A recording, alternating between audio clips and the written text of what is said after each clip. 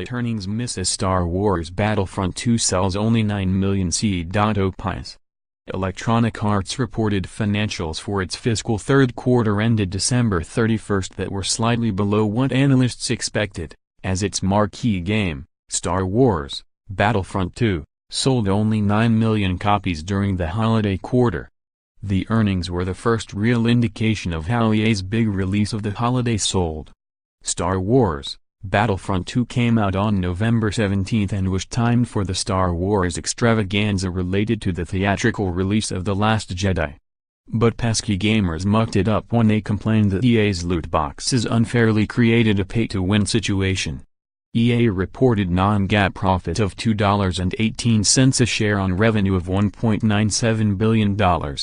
Analysts expected EA to report non-GAAP profit of $2.19 a share on revenues of $2 billion, compared with earnings of $2.58 a share earlier on revenues of $2.07 billion. It's not clear yet why EA didn't disclose the Battlefront II sales, but it did say that 70% of players completed its single-player campaign. The controversy reportedly hurt relations between EA and Star Wars licensor Disney. EA had to scuttle the loot boxes on the eve of the game's launch, and some gamers still said they were going to boycott the game. The game was expected to sell 10 million to 12 million copies in the first quarter, compared with 14 million of the first Star Wars Battlefront title that EA launched in November 2015. EA CFO Blake Jorgensen told the Wall Street Journal that the game sold 9 million, and it was hurt by the loot crate controversy. Investors aren't seeing that as a disaster.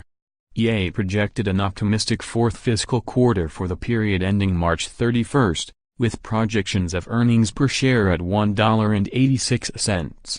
EA shares are 4.8% to $123.53 a share in after-hours trading.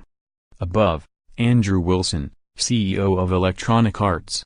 Players enjoyed hundreds of millions of hours in our games across console, mobile and PC during the holiday quarter, and we're thrilled to see our titles driving excitement for more fans around the world, said EA CEO Andrew Wilson in a statement. We're expanding the reach of our top franchises across more geographies, our competitions are growing in participation and viewership, and we're continuing to grow our network with more amazing games and content coming this quarter and beyond. EA posted impressive numbers for its FIFA, Madden, FIFA Mobile, Sims 4, and Battlefield 1 games as well. That big audience helped boost EA's live operations revenue and keep its quarter revenue numbers high in spite of the Battlefront II miss. EA also launched its Need for Speed game during the quarter, and it had similar loot box issues. But a year ago, EA released Battlefield 1 and Titanfall 2. Making for a tough comparison to year-ago figures. EA also reportedly has delayed its Anthem online game from its BioWare studio, along with a source saying it set aside Dragon Age to focus on it, and it closed Visceral Games in October after concluding that its single-player Star Wars game wasn't resonating during playtesting. EA's stock price went up on Monday after the Polygon news site reported that EA may be the target of a Microsoft acquisition. EA hasn't commented on that. Our diversity in portfolio, platforms, geographies, and business models is the foundation of a robust business that enables us to deliver dependable cash flow, said Jorgensen, in a statement. Through the fourth quarter and fiscal 2019, we'll be launching games across 5 different genres, on 3 different platforms, and to players around the world. We expect growth in full game downloads, subscriptions, extra content, and in our mobile business. Country required. By checking this box, you are confirming you are an adult 18 years or older and you agree to Intel contacting you with marketing-related emails or by telephone. You may unsubscribe at any time.